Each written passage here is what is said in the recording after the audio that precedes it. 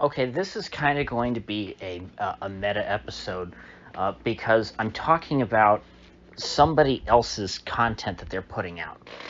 But hear me out. The fact that Tucker Carlson is putting out a documentary series which is talking about the potential that the Capitol PSYOP, the January 6th insurrection, was potentially a false flag amongst other things. I mean, that was just one little, line in the trailer.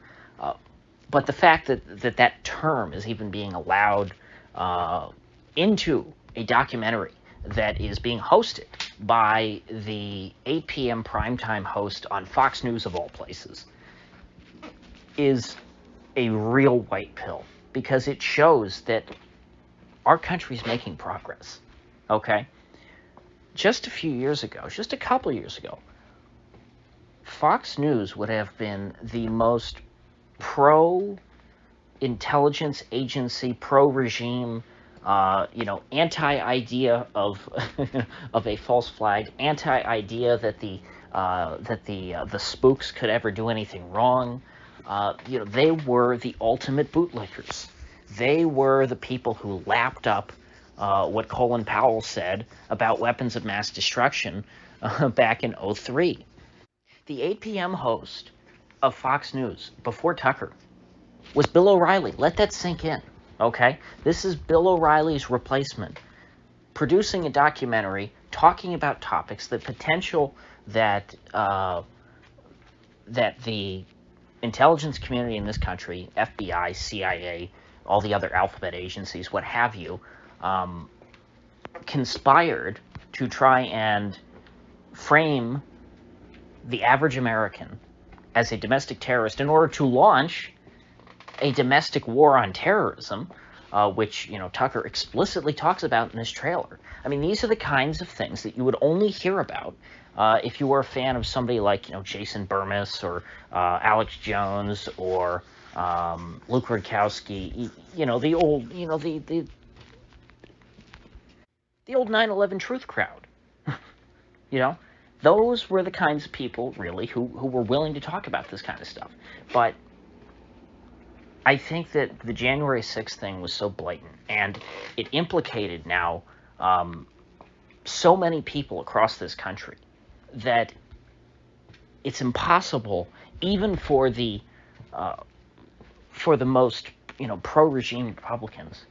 It becomes difficult for them. They at least have to consider this idea that, hey, maybe the government isn't telling us the full truth.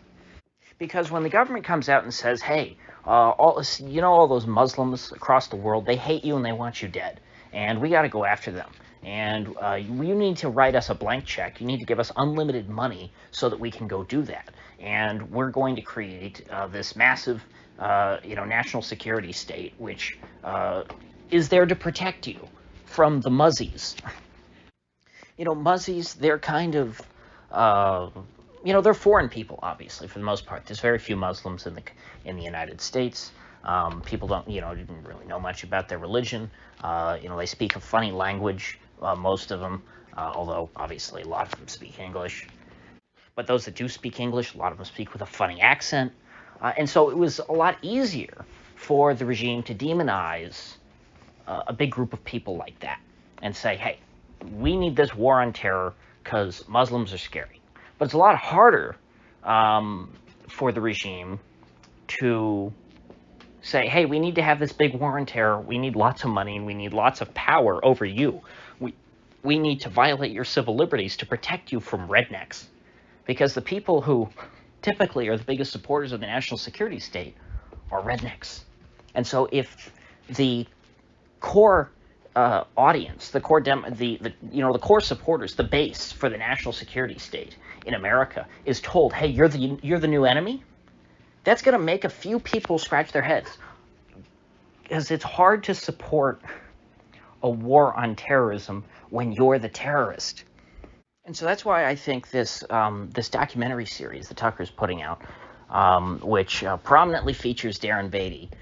He's the first guy in the trailer. They also showed Ollie Alexander and a blonde girl who I'm not too familiar with, although I think I would recognize her name. I'm pretty sure I've seen her before.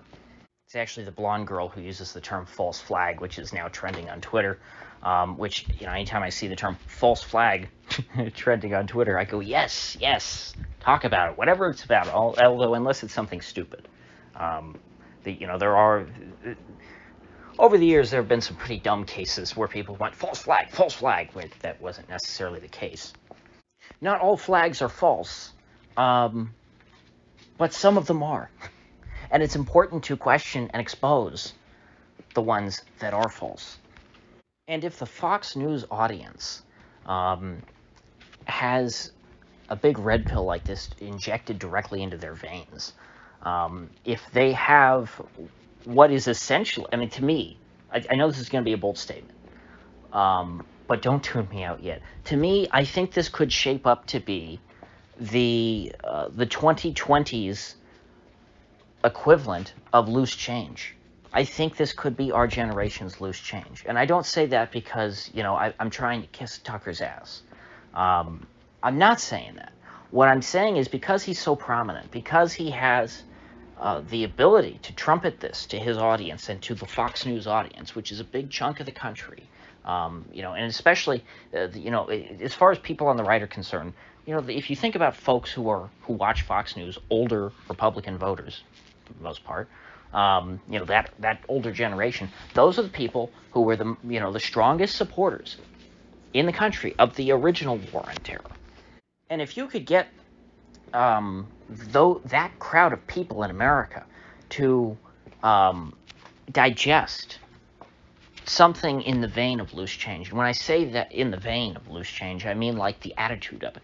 The attitude of loose change was very much, hey, you can't trust the regime. They don't have your best interests at heart. They have their own self-interests at heart. You have to question everything they say. And this is not an endorsement of all the arguments in Loose Change, because I have problems with the film in terms of the argument. I would love to talk to Jason Burmis one day, because I have great respect for him. But there are just certain things in the film I wasn't convinced by. But nevertheless, it's an important exercise. What they did was important. The scrutiny that they put on the official narrative, the way that they shattered this idea that people like George Bush and Rudy Giuliani and Donnie Rumsfeld and all the rest of them were just trying to protect America. That was the real utility of a film like that. It's not even necessarily in the individual arguments, because people will forget individual arguments. Sure, you can win arguments. You can have a great argument. You can be right, but that doesn't necessarily mean that you're effective in changing people's minds. The way you change people's minds is by getting them to think outside of their existing paradigm. You get them to think in a different frame of mind. You reject the premise of the mainstream narrative. That is the most important part of challenging the establishment and their arguments. You don't just try and beat them at their arguments. You have to reject their premise, and you must assert a new premise. And that's exactly what Tucker appears to be doing based on the trailer to this series. And I think that this film, or series of films, or film series, whatever, or mini-series, whatever it's going to be, could mark a final schism between the American right, the mainstream American right, and the national security state. I think that after something like, now the only downside is this is behind a paywall. This is on Fox News's, what do they call it, like Fox Nation service. It's like Discovery Plus. It's like all those services. All the cable channels have been launching their own, subscription services, online subscription services recently. And so, unfortunately, this will be behind that, so there will be a lot of people who don't see it. Maybe it will air on Fox News later, hopefully, because that would really be ideal to get it to their audience. But, when you think about it, Loose Change was kind of obscure in its distribution network, too, in that it was on Google Video, and then later YouTube, and you got taken down from different places, and you kind of, or was handed out on DVDs, You know, it was a little hard to come by, but it still had a big effect on people. There were a lot of people who were woken up in general by that film. And I think that Tucker, with his platform, certainly has the potential to reach even more people. I think that this series that he's doing could go mainstream. And if you have a mainstream series with the mindset of something like Loose Change, I mean, it would be a miracle. And so I haven't seen this yet. I can't review it. I don't know. I might know somebody with a Fox Nation subscription. I'll have to ask around. Unless there's a free trial, I'm not going to like sign up and pay Fox News to watch this. But I'll try and find a way to watch it. And apparently, like I said, it's going to be a series, so I want to wait until they're all done so that I can go in and watch them all at once and really digest it and see how well of a job it did. Now, considering, you know, the way Tucker's show is, I mean, he's a pretty red-pilled guy. So I do have great expectations for this series based on what I've already seen. Now, who knows? Is it possible that this sucks and that he butchers it? Yes. But I doubt that at this point. Like, if this were the History Channel that was putting out some sort of conspiracy theory documentary about January 6th, I would say, oh yeah, that's probably going to be total trash. It's probably going to be Ancient Aliens. You know, they might have George Norrie on to talk about how there were alien agent provocateurs in the crowd who were trying to rile up the Trump supporters and start a nuclear war or something. And Eric von Daniken would say, you know, no, I found this ancient stone tablet in South America that predicted this, and it showed a UFO descending in Washington and agitating the crowd and sending them into the Capitol. But this isn't the History Channel. This isn't Ancient Aliens.